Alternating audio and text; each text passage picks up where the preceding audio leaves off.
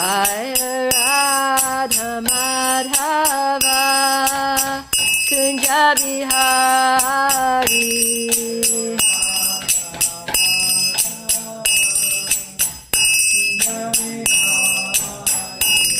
Gopi Jana Vallabha Girivardhari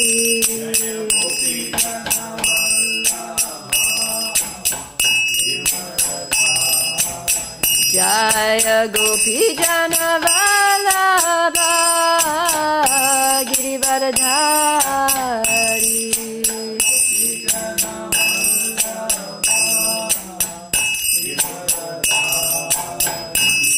Yashoda Nandana Vrajana Ranjana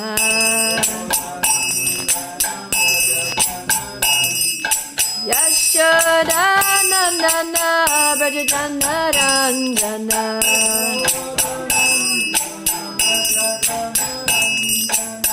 Yamuna Tira Vanachari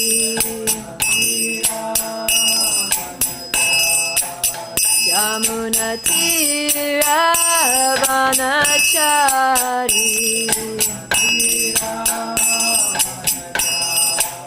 Jaya Radha Madhava Kunja Bihari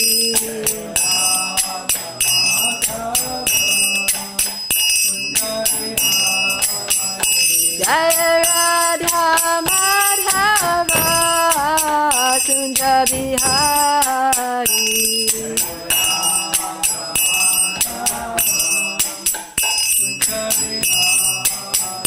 Jaya Prabhupada Prabhupada Prabhupada Srila Prabhupada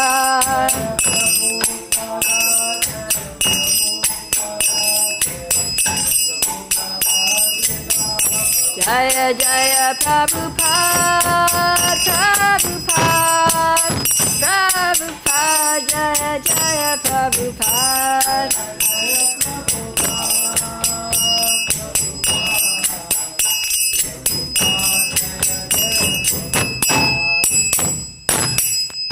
Gaura Premanandi. Jai. So welcome everyone to this evening's Bhagavad Gita class. Thank you for Mridanga support. So we're coming to the end of the Bhagavad Gita now in this reading. We're on text chapter 18, text 77, the penultimate verse. There's only one more verse left after this. We'll conclude tomorrow. And this section is Sañjaya. Sañjaya is speaking his realizations from the experience. He's reflecting on his experience of seeing this great conversation between Krishna and Arjuna and how it made him feel. He's expressing his ecstatic feelings here. So let us recite text 77. Taccha saṁsmṛtya saṁsmṛtya rūpam aty-adbhutam hareḥ vismayo me mahān rājan hṛṣyāmi ca punaḥ Taccha saṁsmṛtya rūpam aty-adbhutam hareḥ vismayo me mahān rājan hṛṣyāmi ca punaḥ Please chant. Taccha saṁsmṛtya rūpam aty-adbhutam hareḥ vismayo me mahān rājan hṛṣyāmi ca punaḥ Tacha saṁsmṛtya saṁsmṛtya Tacha saṁsmṛtya rūpam aty-adbhutam hareḥ rūpam aty-adbhutam hareḥ vismayo mahān rājan vismayo mahān rājan hṛṣyāmi ca punaḥ hṛṣyāmi ca punaḥ Tacha saṁsmṛtya rūpam aty-adbhutam hareḥ vismayo mahān rājan hṛṣyāmi ca punaḥ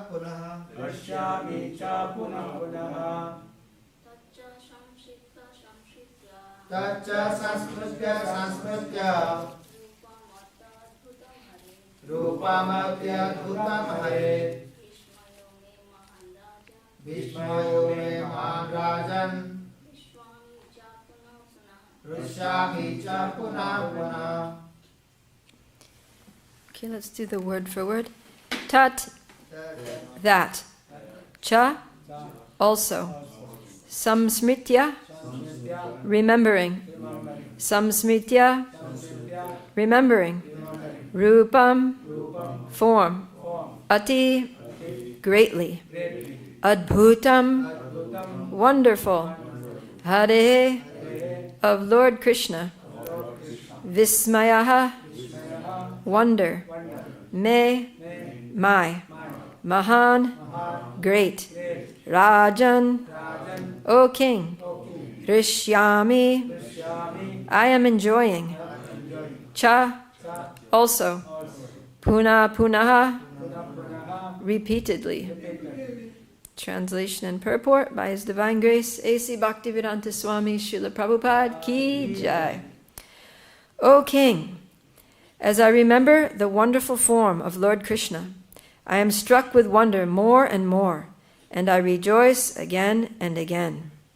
Please repeat. O King, as I remember the wonderful form of Lord Kṛṣṇa, I am struck with wonder more and more, and I rejoice again and again.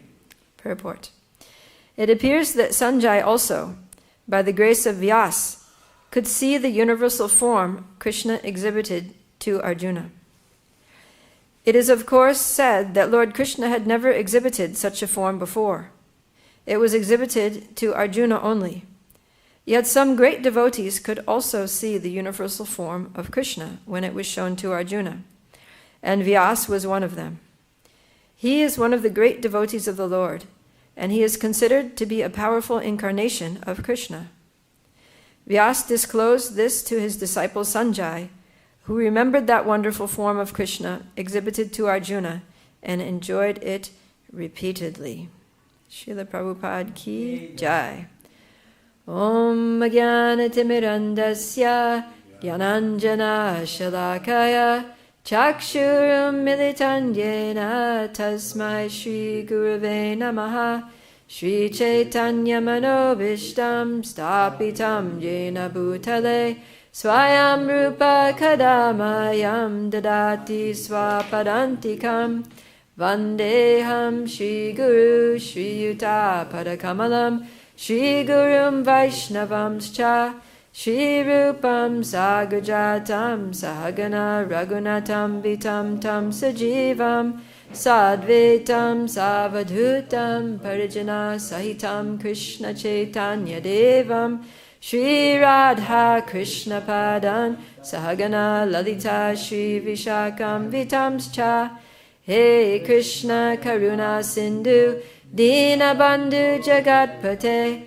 Gopesha Gopika Kanta Radha Kanta Namostute Tapta Kanchana Gaurangi Radhe Vrindavaneshwari Rishabhanu Sute Devi Pranamami Hari Priye Vanchakalpa Tarubhyascha Kripa Sindhubhya Evacha Patitanam Pavanebhyo Vaishnavebhyo Namo Namaha Shri Krishna Chaitanya Prabhu Nityananda Shri Advaita Gadadhara Shivasari Gaura Bhakta Vrinda, Hare Krishna, Krishna Krishna, Hare Hare, Hare Rama, Rama Rama, Hare Hare. O King, as I remember the wonderful form of Lord Kṛṣṇa, I am struck with wonder more and more, and I rejoice again and again. So here in this verse, it's quite similar to the previous verse where Sañjaya was saying, O King, as I repeatedly recall this wondrous and holy dialogue between Krishna and Arjuna, I take pleasure being thrilled at every moment. So it's similar, except that in the previous verse he was remembering. The same words are there, saṁsmṛtya. So what he was remembering in the previous verse was the wondrous and holy dialogue. In other words, the words that were spoken between Krishna and Arjuna. And now what he's remembering is the rūpam, the beautiful form of Krishna, which he says is aty-adbhutaṁ. So adbhutam means wonderful. He said that same word before in the beginning of this section, where text 74, he says, adbhutam roma harshanam. That he, after hearing the conversation, he's saying that the message is so wonderful that my hair is standing on end. So there he uses the same word, adbhutam. And now he's saying aty-adbhutaṁ. So ati means very, very much. Very, very wonderful. So he's accentuating the wonderful nature of it. And he uses another word here in the Sanskrit, vismayo, which also means wonder. So he's saying that seeing this wonderful form, I'm struck with wonder. So there's a lot of wonder here going on. There's something very wonderful that he saw. And he's using this ecstatic language, repeating words, saṁsmṛtya, punaḥ. Just like sometimes when we're overwhelmed with emotion, we just keep repeating the same thing. When he was in ecstasy during the jaga, he couldn't even say the name properly. He was just repeating the first syllables because of ecstasy. So in the same way, Sañjaya is very ecstatic here. Can you imagine? You were just tuning in to seeing Krishna and hearing this conversation, which was never spoken before, Prabhupada said. Such a wonderful conversation and dialogue, and how Arjuna is asking questions, and there's so much emotion. You know, he's dropping his Gandiva bow, and he's slumping back in his chariot and saying, I can't do it, Krishna, I can't fight. With tears in his eyes, he's trembling. And then Krishna is speaking these words. He's going through a whole process, and he's delivering the message of bhakti, the message of surrender. And Arjuna accepts it and is invigorated, and he picks up his bow and he stands up and he's ready to fight. So it's a whole drama. He's seeing this whole drama that's full of emotion and transformation and information and revelation. And he's just sitting there in the room with Dhritarashtra, because he's Dhritarashtra's secretary. And Dhritarashtra is very curious about what's going on there, because his 100 sons' lives are at stake in this battle. But even though Sañjaya is just sitting there in a room far distant from where the battle is actually taking place, he's able to see everything. He sees Krishna's two-arm form, he sees his four-arm form, he sees the universal form. And that's why it's another reason why it's so wonderful, is not just seeing Krishna and the dialogue and everything that's happening, but whoa, Krishna, because Krishna was a contemporary. They were contemporaries. Sañjaya would sometimes see Krishna roaming around the kingdom, going in and out of the palace. But now he's seeing that this same Krishna that he would see here and there, and sometimes maybe talk to and offer his respects to, and now he's seeing that Krishna is everything. Like Krishna says he is, aham sarvasya prabhavo mata sarvam pravartate. But now he's seeing it, that Krishna is everything. He's the whole universe and beyond the universe. Everything is included in Krishna in the universal form. So it's like, wow, very wonderful. And how does he see this? By the mercy of his spiritual master. By the mercy of Vyasadeva. Yeah, so Vyasadeva was an incarnation of Krishna, and so he had all these exceptional powers. He was very empowered. And one of the things about Vyāsa is that he was trikalagya. He was a knower of past, present, and future. But not only was he a knower, but he was also a seer of past, present, and future. He could see anything. He had this power of being able to see things happening from a distant place. And it's interesting, I was thinking that we're reading the Bhagavad Gita, and Vyasadeva is the author of the Bhagavad Gita, because he's the author of the Mahabharata. So Krishna and Arjuna spoke the Bhagavad Gita, it's their conversation, but he put it into the Mahabharata, he compiled it like that. And he's also a participant in the Mahabharata, right? Because he comes and he's the father of Dhritarashtra, actually. And he's the father of Pandu and the father of Vidura. And so the Pandavas and the Kauravas, all those, the main personalities on the battle of Kurukshetra are his grandchildren. They're his grandsons.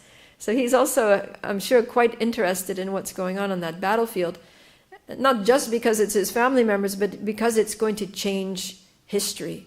And because it's going to deliver the ultimate conclusion of Sharanagati, of bhakti, of surrender to Krishna. So there's so much significance in this battlefield of Kurukshetra for Vyasadeva. And yet, Vyasadeva doesn't narrate the Bhagavad Gita. You don't see any words spoken by Vyasadeva in this book. It's all spoken by Sañjaya, who was a disciple of Vyasadeva. So I just thought that was interesting, that Vyasa was seeing everything. He was simultaneously empowering his disciple Sañjaya to see everything, but he was allowing Sañjaya to do the narration. He allows Sañjaya to get the credit here in the Bhagavad Gita, to have his name in the Bhagavad Gita. So like that, sometimes the Guru empowers the disciple. Everything is happening by the Guru's mercy, by the Guru's blessings and empowerment, and yet the Guru wants the disciple to get the credit. Right? Like Srila Prabhupada, he would empower his disciples to do wonderful things, and he would let them get the credit for it. Not that I did it, you all did it. You're all representatives of my spiritual master. You've come here to just help me and to expand this movement. I couldn't do this without you. He even says amazing things in the Bhagavatam. There's one in the past time where Dhruva Maharaj goes back to Godhead, and on the strength of Dhruva Maharaj's devotion, Suniti, his mother, also goes back to Godhead. Although she wasn't very knowledgeable about bhakti, but she had some little bit of knowledge, and she was the Vartma Pradarshaka guru for her son. And she said, if you want to know about God, I'm not very sure, but I know the sages, they find God in the forest, so try going to the forest, you might find God. And there he met Narada Muni, and he saw Lord Vishnu, and he went back to Godhead. And in the Purport there, Prabhupada says that I'm just hoping that one of my disciples will become a pure devotee and go back to Godhead, and on the strength of their devotion, I may have a chance of going back to Godhead also. It's practically like flabbergasting, Prabhupada's humility. So this is the position of a bona fide spiritual master, that they value their disciples so much. They want to see their disciples do wonderful things. They empower their disciples to do wonderful things, and they give their disciples all the credit. It's not like nowadays, if you're a PhD student in a university, you do all the research, you do all the assimilation of the data, you do all the writing, you put all the footnotes and the bibliography and everything there in your PhD thesis, and then who gets the credit for your research is the head of the department. It's actually published in his name, and maybe your name gets mentioned somewhere in the small print. Everybody wants to get the credit for something that someone else did. But Krishna and his pure devotees are the opposite. They actually do it, and they want someone else to get the credit for doing it. Right? The whole Bhagavad Gita is that. Krishna empowers Arjuna to win the battle, and then he gives him the credit. And we know that Arjuna couldn't have done it without Krishna, because after the battle is over, then Arjuna's on the chariot, and he's like, we did it, Krishna. And then he says, okay, you can step off now. Arjuna tells Krishna, you can step off the chariot now. And Krishna says, no, you better get off first. So Arjuna gets off first, And then as soon as, and everything's okay, as soon as Krishna steps off the chariot, it bursts into flames. It just explodes and it's burnt to ashes because there is so much, so many weapons that hit it, so much, Shakti was there, destructive energy was there, and Krishna was just holding it at bay, by his own powers. And Arjuna is thinking that he won the battle, But it's like Krishna says also that, those who worship the demigods, you should know that the gifts that are bestowed by the demigods, they're given by me alone. And know that no one can do anything without Krishna's empowerment. Anything that we can do. Krishna is the strength of the strong. He's the intelligence of the intelligent. He's the ability in man. We can't do anything. Krishna's doing everything. He's just using us as his instruments. And yet he's letting us have the credit. So Vyāsa also does this with Sañjaya, or through Sañjaya. And so because Vyāsa is able to see the universal form, he's able to see everything happening from a distant place, then he can bestow this power upon his disciple. And this is one of the great mysteries and wonders and the beauty of the guru-disciple relationship, is that when we have a good relationship with our spiritual masters, when we have pleased our spiritual master, then they can bestow the gifts of bhakti upon us. They can give us what they have. They can enable us to see what they see. That's the power. Just like, Srila Prabhupada and his disciples are an example. We see that Srila Prabhupada's first disciples in America, they were coming from, most of them were just hippies. They were just young people with not much education, not much life experience, not very pious, not very austere. They were just not very qualified. And yet, very quickly, as soon as they came in touch with Srila Prabhupada and they devoted themselves to Prabhupada and they showed a willingness to serve Srila Prabhupada, Prabhupada was so pleased with them that he invested them with so many good qualities. By the strength of Srila Prabhupada, they were able to be so renounced that they took sannyas. Many of them took sannyas in their 20s, and they just gave up everything and were traveling to countries they'd never been before, and opening temples, making devotees, worshiping the deity, and doing all these things. And they were able to do so much austerity. Also, they're coming from America. America is not a place of austerity. America is a place where, you have like a nice house with comfortable things and everything's soft and cozy and there's central heating and it's a relatively easy life materially. It's comfortable. And yet the devotees were doing amazing austerities. Last time I was in New Vrindavan,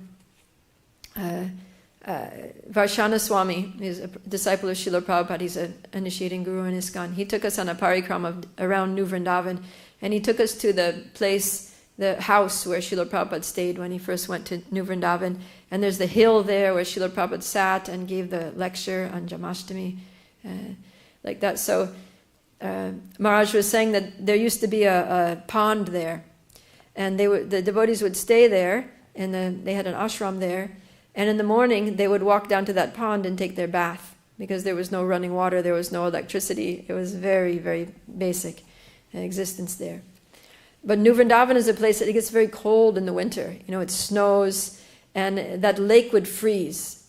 So he said they would go in the morning, they would go with their gumshas, and they would walk through the snow down to that lake, and then there, leaning on a tree next to the lake, would be a pickaxe. And they would take that pickaxe and they would break a hole in the ice. They would, pound away until they had made a hole in the ice so that they could dip their buckets in the water and pull out that ice-cold water. So the air's freezing cold, the water's ice cold, and here's this, skinny young American in his gumsha. And he said he would just take the bucket and dump it over his head with one hand, and with the other hand, he would go like this. And he's like, why I would do this? I said, why, Maharaj? Because I thought my head was going to split open. by the cold. But they were doing that every day, in the dark, before Mangalarti, So it's just incredible, But Srila Prabhupada bestowed upon them the ability to do austerity, the ability to be renounced, as well as so many skills. Prabhupada wanted to publish books, and his disciples had no experience with book publication. And yet somehow or other they were able to just do it. Prabhupada gave them some manuscripts and they were able to publish the books and print books. And like Narayani Mataji, Prabhupada wanted her to go to India with him. He was going to West Bengal and he wanted to start translating books into Bengali, because he had only English books at that point, and she wanted to go with him. So he said, do you know Bengali? She didn't know Bengali at all. She said, yes, Prabhupada, because she knew that was the answer that would get her to be able to go with Prabhupada to India. And he said, oh, very good, then you can come with me and you can help with the Bengali editing and translations and things. So she got the Chaitanya Charitamrita, and just from Srila Prabhupada's word-for-word translations from Bengali to English, she learned Bengali in 2 weeks. And she could speak Bengali and translate Bengali. And so she was helping. So Prabhupada just gave them the ability, he gave them the skills. And he gave them bhakti, he gave them devotion. Because who in America heard of being devoted to another person? That's just not a concept. In India you'll be devoted to your family members, your parents, you'll be devoted. There's a concept of guru. In America, forget it. It's every man for himself. It's rugged individualism. It's I am my own person, I live my life, I do things my way. And, that's it.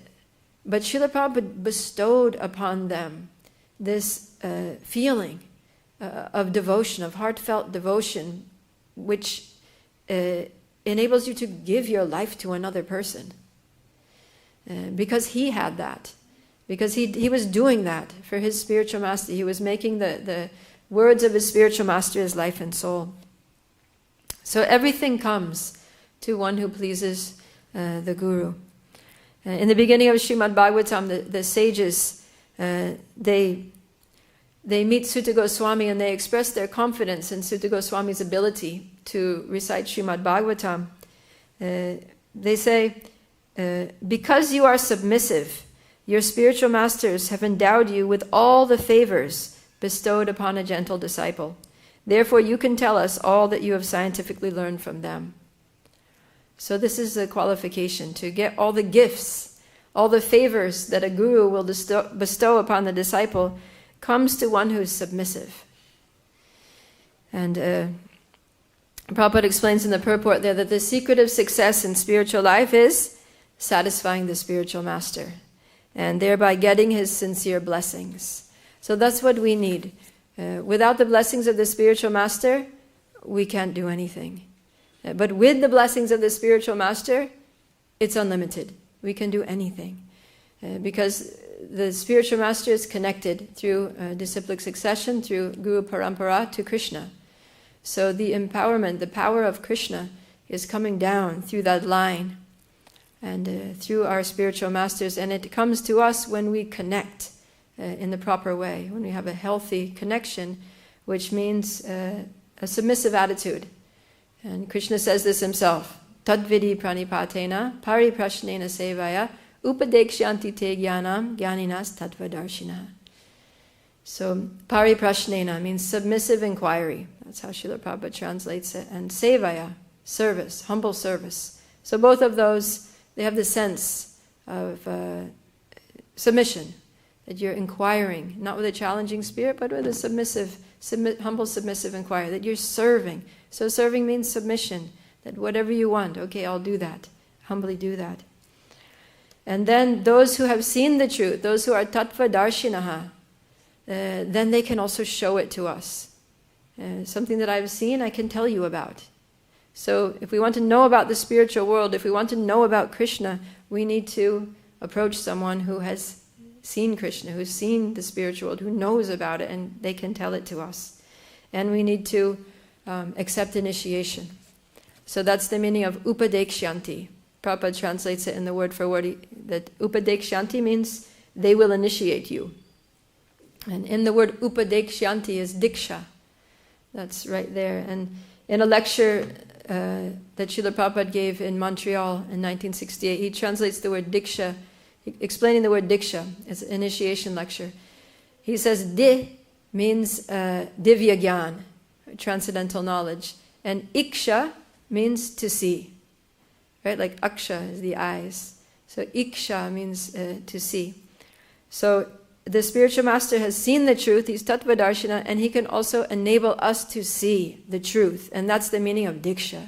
That's what initiation means. It means you connect with the spiritual master submissively, with a humble service attitude. You accept the position of being a disciple, a follower, and by that you can come to see the truth. He will show you the truth. And we need to be shown, because on our own we can't see. On our own we're just blind. We have these two material eyes, but with these eyes, what do we see? When we see a person, we just see the body. When we see the world, we just see so many different objects for my sense gratification. That's what we see. So we're not seeing the reality, because we're not seeing how everything is connected to Krishna. When we see a person, we're not seeing, oh, there's a soul, there's a part and parcel of Krishna. There's an expansion of Krishna who is achintya bheda bheda tapa, who is simultaneously one with and different from Krishna, who is just as worshipable to me, for me, as Krishna, because it's a part and parcel of Krishna. We don't see it like that. We see, oh, there's an American woman, there's an Indian man, there's a young child, there's an old man, there's a whatever, right? And then it comes with all of our judgments and all of our prejudices and all of our whatever, biases and assumptions that we make about people based on the body. But the reality is, so Brahma talks about this, that he says that when we see things that are not related to Krishna, Krishna tells Brahma, this is in the Srimad Bhagavatam in the second canto, in those 4 Chatur Shloki Bhagavatam. So in 2.934 he says this verse, Ritertam yat pratiyeta na pratiyeta chatmani tadvidyaratmano mayam yata bhaso yata tamaha.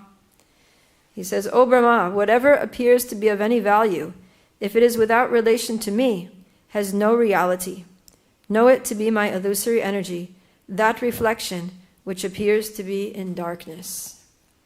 So it's just like, sometimes you're in the dark, if you're walking in a very dark place, and you just see some shadow, some, reflection of something, but you can't make out what it is. Maybe it's just, you think it's something, like the classic example is you see a rope in the dark there on the side of the road. You think it's a snake, you become afraid. But it's not a snake, there's no reason to become afraid. It's just your mind misinterpreting. So we're not seeing the reality. So then how to see reality comes back to what we're talking about. We need to take shelter of a spiritual master. Because Om Jnana Timirandasya Jnananjana Shalakaya Chakshurum Militanjena Tasmai Shri Gurave Namaha. So Om Ajnana Timirandasya. Ajnana means ignorance, means without knowledge. And then Timirandasya, Timira means darkness, and Anda means blind. So these 3 things sum up our situation in the material world. We're ignorant, we're in darkness, and we're blind. So what is the hope? What are we going to see? We're not going to see anything. A blind person and in the dark and ignorant. Because if somebody's blind, then but they know the place, right? Like I have an uncle who's blind. But he walks around the house, like you wouldn't know that he's blind because he knows the house so well. He knows where everything is. And his wife is very careful to put everything in the same place. So he just navigates, he knows where everything is. He just goes right there to the kitchen. He puts his hand there. He picks up the water bottle. He puts his hand there. He picks up the cup because it's always in exactly the same place every day. So if you know the place, then even if you're blind, you can somehow manage. But if you're ajnana, if you're totally ignorant, and you also can't see, and even if you could see a tiny bit, like you're partially sighted, but it's completely dark, then you're hopeless. It's just hopeless. So that's what we are. We're hopeless cases here. But then fortunately, the spiritual master, he has this ointment. He has this anjana. Like in the Bhagavatam class this morning, Bhakti Brihat Bhagavat Swami was telling a nice pastime about this place called Anjanavan, where Srimati Radharani, there's a stone, and she rubs it, and sometimes she goes to this place to meet Krishna. She goes a little early, so she didn't put on her makeup yet. She thinks, I'll do it when I get there. I'll get there early, I'll do it there while I'm waiting for Krishna. So there's a stone, she rubs this stone, and it comes some anjana, some black ointment, the kajal for the eyes. So she's putting on the kajal. So this place is called Anjanavan. So the spiritual master has this very special anjana, which is it's the Jnananjana. Jnananjana Shalakaya. So the ointment of knowledge, ointment of transcendental knowledge. When he puts that on our eyes, then what is the effect? Chakshur unmilitanjena. The eyes, the chakshu, they open. It causes the eyes that are sealed shut, which causes us to be blind, it opens them so we can see. And therefore, Tasmai Shri Guruve Namaha, I offer my respectful obeisances unto the spiritual master, because he opens my eyes, which were shut by the dark, which were sealed shut, the darkness of ignorance. And then when our eyes are open, then it's like, wow, I can see. Right? When you come to Krishna consciousness and you start to hear, submissively hear and serve and chant, then something very mystical happens by which you start to see the world in a very different way. Right? Everything, your whole perspective on everything just changes. And it's like, wow, now I can see something. And it's like when I was small, you see I have glasses. My glasses are very thick. They're like 1 centimeter thick. So I'm literally like blind without my glasses. But when I was a small child, I didn't know that I had eye problem. I didn't know that I needed glasses. I just thought that everybody saw the world the way that I did, because I didn't know how other people saw the world. I only know how I saw it, right? And then one day when I was about 8 years old, I was in the grade 3, and one optometrist came to our school, and she did eye tests on every single student in the school. After that, maybe 15 children from my class had to get glasses. We realized that we needed glasses. So then, after some time, the glasses came, and I put on the glasses, and I was like, wow, is this the way that people see? And then I remember that first day walking home from school, I was walking across the lawn, the school lawn. It was all grassy. And I stopped, and I was just looking down at the ground. And my friend that was walking with me, she's like, what happened? The grass. She's like, what about it? I can see it. She's like, is this the same grass? No, I never saw it before. Because from standing position, my eyesight was so bad that I could see green, but I couldn't see the little, individual blades of grass. It was just all a green blur. So it was really amazing for me to, have that experience that I literally thought that everybody saw the world the way I did. And I wasn't seeing it. I wasn't seeing reality. I was just seeing a blur.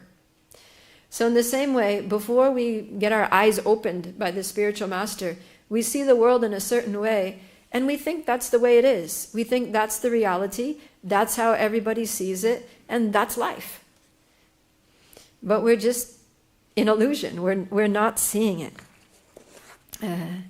So we need help. We need to have our eyes opened by the spiritual master, by Guru, Sadhu, and Shastra. So Srimad Bhagavatam also does that. It also, Vedyam Vastavam Atra Vasti Shivadam, that it distinguishes reality from illusion for the welfare of all. So when we read Srimad Bhagavatam, it tells you point blank, directly, this is illusion, this is reality. This is just a temporary bodily situation. You're not the body. It's an illusion. This is the reality. You're a spirit soul. You have a relationship with Krishna. You know, there's nothing separate from Krishna.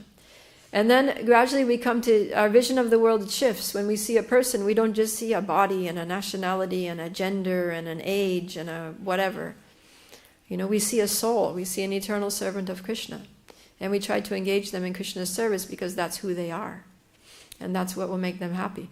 When we see the world, we don't see just so many different objects for my enjoyment. A world full of sense objects. We see a world full of paraphernalia to be engaged in Krishna's service. And so, you know, by Guru, Sadhu, and Shastra,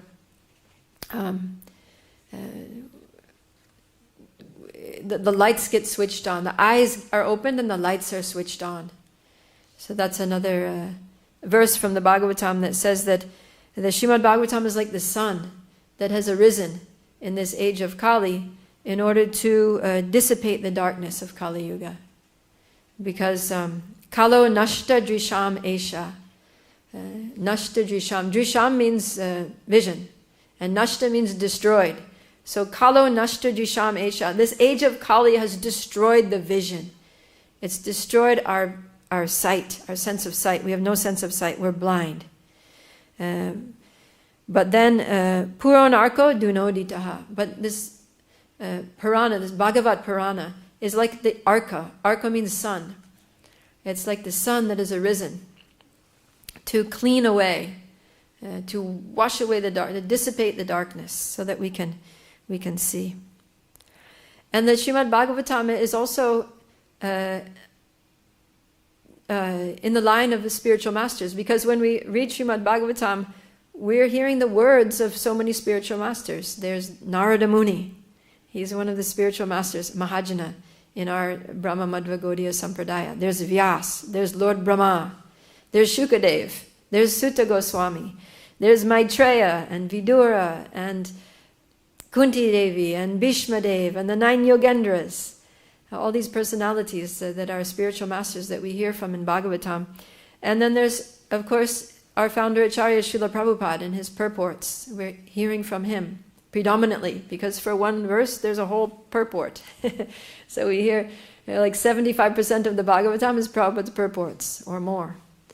And those purports are not just, Srila Prabhupada as an individual, but Srila Prabhupada took all the illuminations, all the commentaries of the Acharyas, and he put them all together, and he put them all into his purports. He took the essence of all those, he integrated them into his purports, along with his own realizations. So we're getting all that. We're getting the previous Acharyas, we're getting the Lord himself speaking, we're getting Srila Prabhupada, our founder Acharya, and then we're also hearing Bhagavatam class every day from a living guru, a living devotee, who can explain it and make it relevant to us. So if we have the right mood, that submissive, humble, service attitude in hearing Srimad Bhagavatam, then sadyo hridyavarudyate chakritibi shushushubi takshanat. That verse says that as soon as one attentively and submissively hears the message of the Bhagavatam, then the Supreme Lord, by this culture of knowledge, the Supreme Lord is at once established within the heart. So the Lord becomes established in our heart. And that's what happened with Sañjaya. That by the mercy of his spiritual master, by his submissive, humble attitude, his service attitude towards his spiritual master, he was blessed with the ability to see Krishna in his heart, and to see Arjuna in his heart, and to see the battle of Kurukshetra in his heart, and to hear the whole conversation in his heart. It was all revealed like that. And Srila Prabhupada says that it's like spiritual television, because you're watching television. Let's say there's a football game going on at some football field. It can be, hundreds of 1,000 miles away, and you're sitting in your room and you're watching the game, like that, as if you're seeing everything as if you were sitting there. Television, right? So Srila Prabhupada said the same. Sañjaya, he's sitting in the room, but he's seeing something that's happening far away, and he's seeing it just as if he's there, by the mercy of the spiritual master. And Srila Prabhupada says that in the same way, by the mercy of our spiritual masters, we can tune into the spiritual television of the spiritual world. We can see the pastimes of Krishna with the gopis, the pastimes of Krishna with the cowherd boys. We can see Chaitanya Lila. We can see all these Leelas in our heart, just like watching television. You'll be sitting in a room and doing kirtan with devotees, and you'll close your eyes and you'll see a pastime by the mercy of the spiritual master. Doesn't happen right away, but after some time, after many years of sincere practice of bhakti, pleasing the spiritual master, then we get these visions by the mercy of the spiritual master, in the same way that Sañjaya had his visions. And that vision, Sañjaya became ecstatic. We see saṁsmṛtya, punaḥ. And he says his hairs are standing on end, and he wants to just remember it again and again. And he's struck with wonder more and more, and repeatedly, he repeatedly remembering the dialogue. He just wants to keep going over and over in his mind. He doesn't want to stop remembering this wonderful conversation, this wonderful forms that he saw of Krishna. So in the same way, we will see Krishna, and we'll have an experience of Krishna, and we'll want to just remember that ecstatic experience. We'll want to remember it over and over and ongoing. There's so many pastimes in Bhagavatam where, like Narada Muni, in his previous life, when he heard from the Bhaktivedantas, and then his mother died, and he went on his journey, and he meditated, and he saw the Lord in his heart. And then the Lord went away, and he was hankering, he was looking, and he was calling, he was trying to get himself absorbed in that same meditative trance again, so that the Lord would come back so he could see him again. And the Lord said, I'm sorry, but you won't see me again in this life, but in the future you'll see me, and you'll see me all the time. Just be patient. So like that, we can become very absorbed in Krishna consciousness, and by the mercy of the spiritual master, we can see something. We can get that darshan from within of the Lord. There's darshan without, we see the deities, we see pictures of Krishna, but we can also see on that internal television, the spiritual television of the heart that Prabhupada talks about.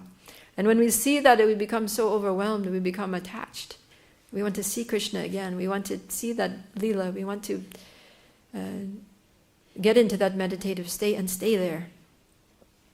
And when it becomes so intense that we want to stay there, we want to see, then we can go there. Because our problem is we don't want to see. We're not interested in seeing. We want to see so many other things. We want to watch movies. We want to watch, other television.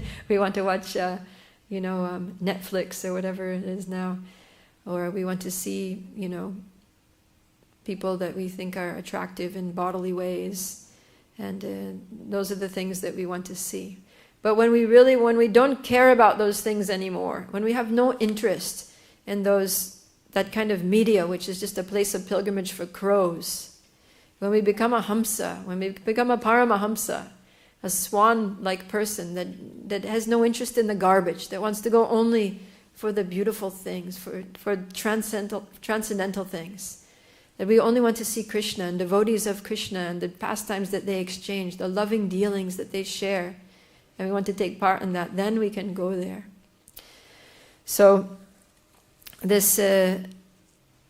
are some important lessons here in this section about how, by the mercy of the spiritual master, we get endowed with the powers of the spiritual master, with the qualities of the spiritual master, and we can perceive things that on our own we wouldn't be able to perceive. We can do things that on our own we wouldn't be able to do. And by the mercy of the spiritual master, we get lifted up into another state of consciousness, another level of existence, where we can get that higher taste. And when we have the taste, then we don't want to go down again. We just want to go up and up and up. And therefore we keep praying. We continue praying to the spiritual master and begging for him to reveal more and more, to open our eyes, because it doesn't open all of a sudden, it opens gradually, right? A little glimmer, and then, so open my eyes more and more and more. I want to see more. Please reveal. There's so much that we don't know about ourselves, that we don't know about Krishna, that we don't know about reality, because we're so entrenched in the dream, in the illusion. And Krishna just smashed this illusion by showing me the reality, and let me be attached to that reality. So, tasmai Shri Gurave Namaha. To remember that. Okay, thank you very much. Are there any questions or comments on these points?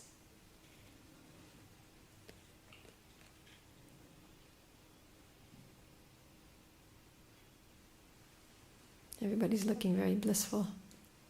When people know this, that Krishna is everything, why they do not attach to him, engage in his service? Because they don't really know that he's everything. They just hear it, right? Or they read it, and they think, okay, that's interesting. What's for lunch today? Right? They don't really, it doesn't really hit them. It takes some time. They are under the influence of Maya. Exactly. Yeah. But, the more we keep practicing bhakti, then we'll actually realize that. We'll actually realize that Krishna is, not only is he God, not only is he the supreme controller, but he is everything. He's the absolute truth. Prabhupada says in that beginning of the Bhagavatam, he says that we don't say that Krishna is God. Because if Krishna is God, that means there are so many things that aren't God, right? Like, I'm not God, this microphone's not God, the table's not God. So that means there's God, and then there's so many other things that aren't God. So we don't say that Krishna is God, because that's limiting. We say Krishna is the absolute truth. He's the param satyam dhimahi. That he's everything. Because, okay, this table's not God, but it's God's energy, so it's non-different from God, right? Because the energy and the energetic, they're the same. Just like the sun and the sunshine, they're the same. When the sun shines in the window, we say, oh, the sun's here, right? So in the same way, when we see everything, we say, oh, Krishna's here. Everything is Krishna. And the more we advance in spiritual consciousness in our bhakti, the more we can understand that. But we have to be patient. And patient with others too. What's wrong with you? Why don't you see that Krishna, everything's Krishna? Everybody's at their own level. So we just have to encourage them. All right, let's go to kirtan. Let's do some japa. Let's go to Bhagavad Gita class. Let's take prasadam. Right? Just keep engaging in these processes. They're so powerful. They're so simple, but they're so powerful. If we knew how much power was in the holy name that we chant every day, we wouldn't want to stop chanting. If we knew what was happening to us when we hear Srimad Bhagavatam attentively, we would go to Bhagavatam class every day. We wouldn't miss it. If we knew how much benefit we were getting from associating with devotees, we wouldn't talk to anyone else unless we're preaching.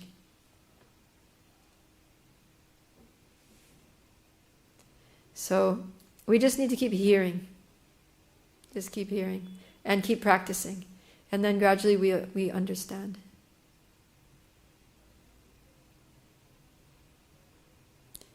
Okay? Anything else?